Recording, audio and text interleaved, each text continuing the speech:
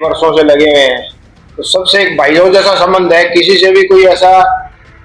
औपचारिक संबंध अनौपचारिक संबंध नहीं है कि कोई आप पत्रकार है या मैं पार्टी में काम करता हूँ। सबसे जो प्रेम भाव बना हुआ है एक भाईचारे का आपस का है, उसी हिसाब से हम आज एक योजना बनी पार्टी की भी, चलो ठीक है सभी साथियों के साथ बैठ के इकट्ठा भोजन करेंगे और कुछ बातचीत भी करेंगे। उसी कड़ी में आज हम यहाँ बैठे हैं और मैं आप सब यहाँ आए इतनी बड़ी संख्या में, आपका दिल से स्वागत करता हूँ। आपका बहुत बहुत आभार। मैं कुछ योजनाएं जो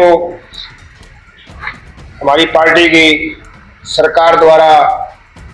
जैसा कि आप जानते हैं, जब से देश के अंदर आदरणीय नरेंद्र मोदी जी की और हरियाणा के अंदर भारतीय जनता पार्टी की, पहले मनोहर लाल जी के नेतृत्व में और बाद में नायब सिंह जी सैनी जी के नेतृत्व में जो सरकार चल रही है, उस सरकार ने सबका साथ सबका विकास के भाव को लेकर जो विकास कार्यों के कीर्तिमान स्थापित किए हैं, उसी का ये परिणाम है कि देश और प्रदेश के अंदर जनता ने तीसरी बार भारतीय जनता पार्टी की सरकार को चुना है।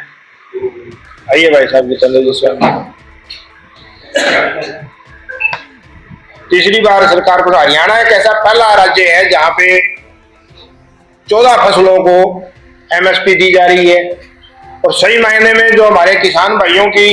एमएसपी की जो डिमांड है, उसको हरियाणा राज्य एक ऐसा राज्य है जो पूरी कर रहा है। बाकी चाहे हमारे पड़ोस में पंजाब की सरकार है, एमएसपी देने के अंदर वो हरियाणा से बहुत पीछे है। और ना केवल एमएसपी देने में पीछे है, हमने ये भी देखा कि वो किसान हितैषी होने का दावा करने वाले लोग किस प्रकार से उन्होंने किसानों पर जुर्म भी किया। अभी जो केंद्र का जो बजट प्रस्तुत हुआ उसमें केसीसी पर जो ब्याज की लिमिट पहले 3 लाख रुपए तक जो कम ब्याज होता था, 4% ब्याज होता था, अब उसकी लिमिट 5 लाख रुपए तक कर दी गई है। उससे मेरे लाखों किसान भाइयों को, जो जिन्होंने एक विशेष तौर पे आम किसान भाइयों की लगभग जो लिमिट है 5 लाख रुपए तक में सबकी लिमिट आ जाती है, लगभग सभी किसान भाइयों को इसका लाभ मिलेगा। अभी 2-3 दिन पूर्व ही हमारे हरियाणा के लोकप्रिय मुख्यमंत्री नायब सिंह सैनी जी ने एक मुश्त समाधान योजना के तहत व्यापारियों के जो टैक्सेशन से संबंधित मुकदमे चल रहे थे, उसमें 10 लाख रुपए तक के जिनके बकाया थे, उनमें 1 लाख रुपए तक की छूट का प्रावधान किया और उनका एक मुश्त समाधान किए जाने का प्रावधान किया। उससे भी हरियाणा के लाखों व्यापारियों को फायदा मिलेगा। डॉक्टर BR अम्बेडकर आवास योजना के तहत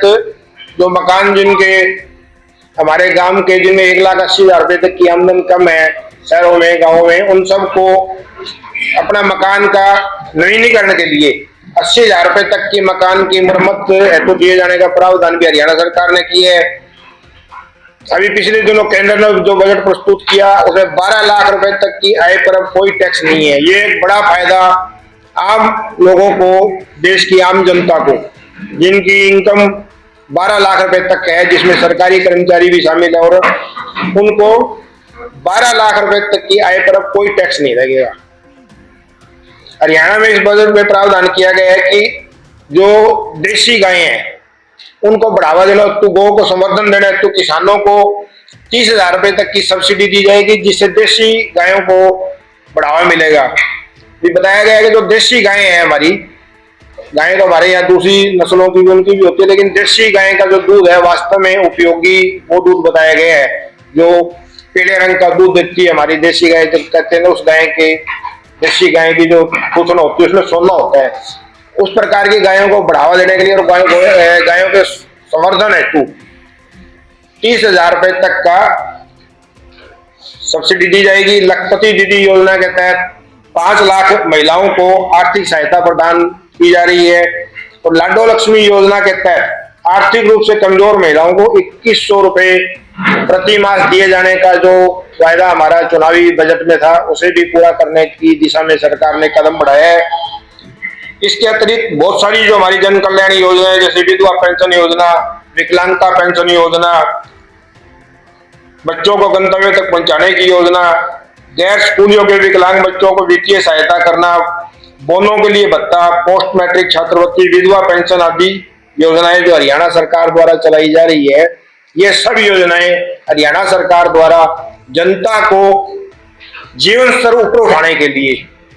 पब्लिक के फायदे के लिए चलाई जा रही है। इसके अलावा मैं कुछ हमारी पार्टी के जो आगामी कार्यक्रम है उनके विषय में आपको जानकारी देना चाहूंगा। 2 और 3 अप्रैल को यानी कल और परसों हमारी पार्टी के जितने भी हमने नए मंडल अध्यक्ष बने हैं और जिला अध्यक्ष बने हैं, उन्हें पार्टी को आगे बढ़ाने के लिए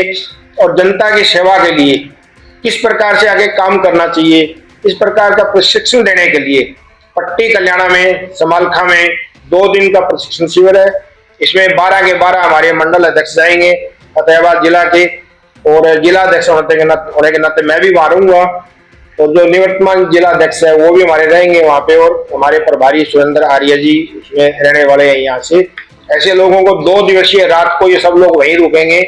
और वहां उनका प्रशिक्षण रहेगा। प्रशिक्षण के अंदर उन्हें आगामी अपना कार्यकाल के अंदर किस प्रकार से काम करना चाहिए और इस बात का वहां प्रशिक्षित लोगों द्वारा, प्रशिक्षित हमारे नेताओं द्वारा प्रशिक्षण दिया जाएगा। 6 अप्रैल 1981 को, जैसा कि हम जानते हैं, हमारी भारतीय जनता पार्टी की स्थापना हुई थी और 6 अप्रैल हमारी पार्टी का स्थापना दिवस है। तो इस पार्टी के स्थापना दिवस अब जो 6 अप्रैल आगामी आने वाली है, उस दिन हमारे सभी बूथ स्तर के कार्यकर्ता